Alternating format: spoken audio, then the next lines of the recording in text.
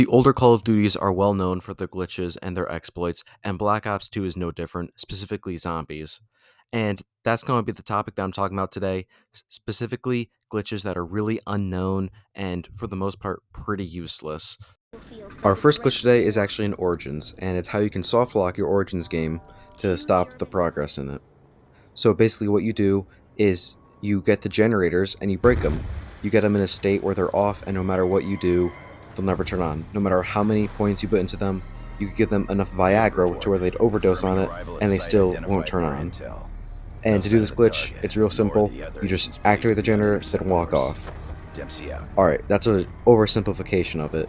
You have to activate the generator and then walk off of it really quickly before the charge meter at the bottom even appears or anything like that. You have to get off of it basically instantaneously. I know that sounds difficult, but if you're actively trying to do it, it's pretty much easy to do. I think I got it on like my first try without even realizing I got it. And it sounds like something that could happen on accident in a game, and maybe to you it has, but I've never seen it before. I've only ever heard one person talk about this glitch. It seems to be very unknown, so I don't think it'll ever happen on accident, because usually people are trying to stay on the platform, not actively get off of it. Again, it's really easy to do. Just activate the generator, then hop off of it, basically instantaneously. This one will be really funny to troll your friends, or if you want to be a real jerk, go into public lobby and troll them there. A lot of fun you can have with this glitch. I'll quickly replay the clip of me doing it, just in case you missed it earlier, but again, this was my second ever attempt at it, and it's really easy to do, really simple. And yeah, afterwards, no matter how many times you try to buy it or how many points you have, it just doesn't work. So, it could be a fun little troll to do on your friends, or you could be really mean and do it in a public lobby.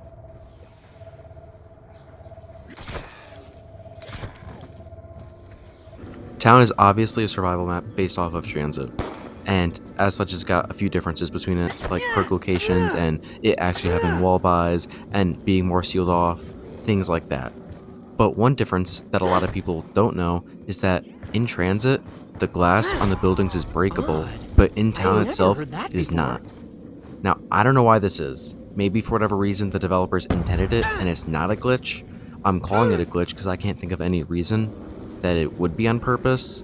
Maybe I'm wrong, but as you can see in the footage, all the windows in Transit are breaking, they're falling apart, our bullets. Obviously it's glass, they do what you think glass would do. But for whatever reason, in town, the windows and glass is more fortified than Diddy's jail cell. I don't know why this is. Maybe someone in the comments can tell me. Maybe there's some coding thing. Regardless of the reasoning, I still think it's a pretty funny difference between the two maps. And for our next useless and unknown glitch, we'll be staying in Transit, but we'll be turning our attention towards the power station. If you notice, when we first enter power station, this door right here is open. Now, many of you may not have even known there's a door right there, because it's not obvious there is, and you only see it when you are changing the power on or off. It's kind of weird this door's open, because the power's off right now, so you'd think it'd be closed, and you have to use a turbine or something, but the turbine's annoying enough on Transit, so I'm glad they didn't go with that. But when you turn on the power, the door closes until the power is fully on, and when you turn it off, it also fully closes while the power is transitioning to being off. Knowing that about this door is very important because it's the core reasoning as to why this soft lock works. The good news about this glitch is that it is really simple and easy to do, much like the other ones we've done. All you have to do is turn the power on and off repeatedly. So, as you can see, when you turn the power on, you can't immediately turn it back off. You have to wait for the whole animation of the Avogadro to come out and the tube to go up and whatnot. And this is true for every single time you turn on or off the power. There's going to be this long animation you have to wait through. That being said, you have to sit by the power switch and wait for the exact second that allows you to flick it back the other way. The timing for this is pretty easy to do. You just gotta sit there and wait for the prompt to appear on your screen and then activate it that very second. You have a solid window to do it. And the reason this works is because the prompt to turn back on the power appears before the door physically opens. So because of that, you can kind of make the door break and not realize whether or not I should be open or closed, and in a weird way, kind of adjust the height.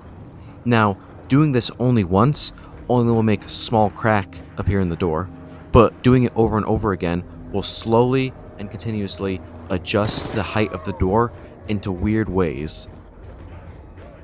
It's also worth mentioning that a turbine will not affect this door in any way, whether that be open or closed or whatnot, and that explosives like the ray gun and grenades will damage through the door, so you can damage zombies on the other side of the door. I guess that's a bonus glitch for you guys in this video.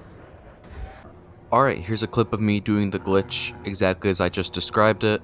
I simply just wait by the lever for the whole power animation to end and flick it immediately. Now, after you do this a few times, you're going to get a little gap at the top of the door of the power room. Now, this gap's going to start off very small to where you can barely even see it, even smaller than in the clip I'm showing right now. But it's going to eventually grow to this size, and the more you do it, the bigger this gap will get. If you're trying this glitch for yourself, and your door has this tiny ass crack, then you know that you're doing it right so far. So what you need to know about this door's ass crack is that it is only there while the power is transitioning. Once you have the power either fully on or off, the door will attempt to open. Except because the door is lower than it should be, the door only partially opens, meaning that you get a little bit of the door at the top of the door frame at first. Just a lip, you wouldn't even notice it. But the more you do it, much like the ass crack door keeps getting larger and larger, your door will open less and less and less. So as you can see right here, I gotta take up about half the door frame to where I can even walk under it normally. I can still get under it if I crouch, and even once it gets lower, once you prone, but again, you can getting it lower and lower and lower until it's basically closed. Eventually, the gap at the top of the door will get so wide that it looks like an ass crack that dropped the soap.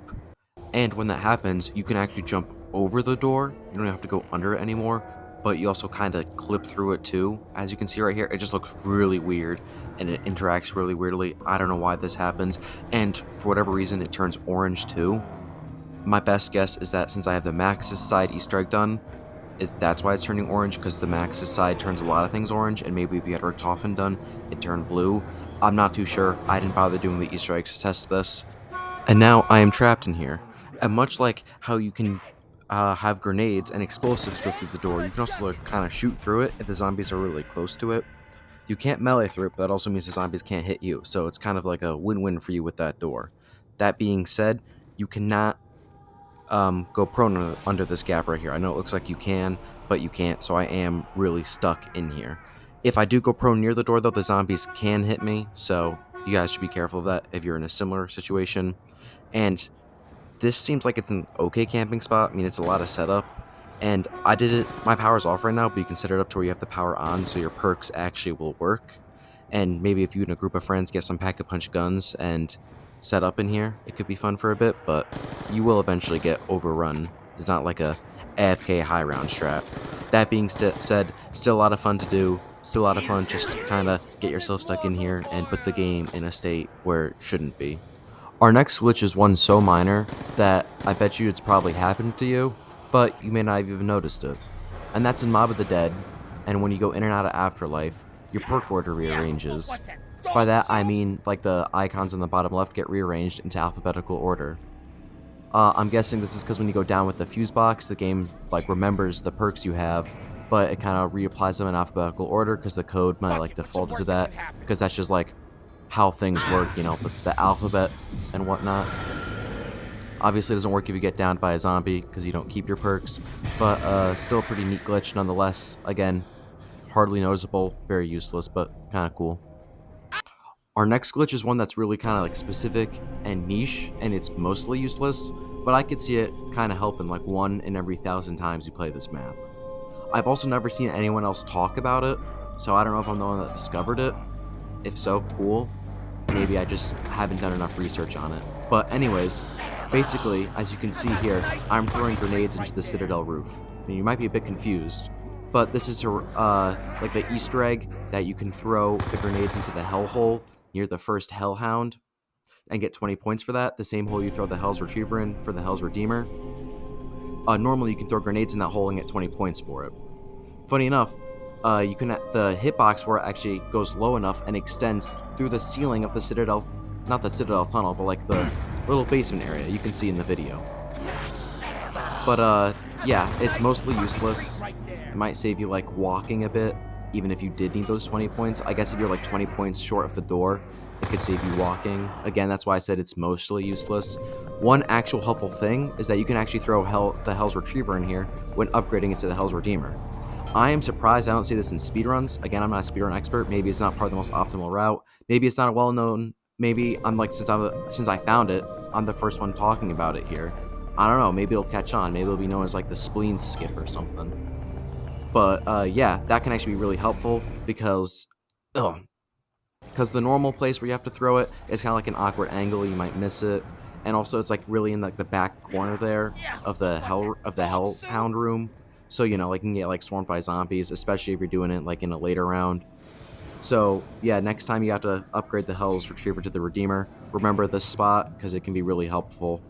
And I don't know if you're a speedrunner, maybe try this out or something. But yeah, I thought it was a pretty cool glitch, and I hope you guys like it too.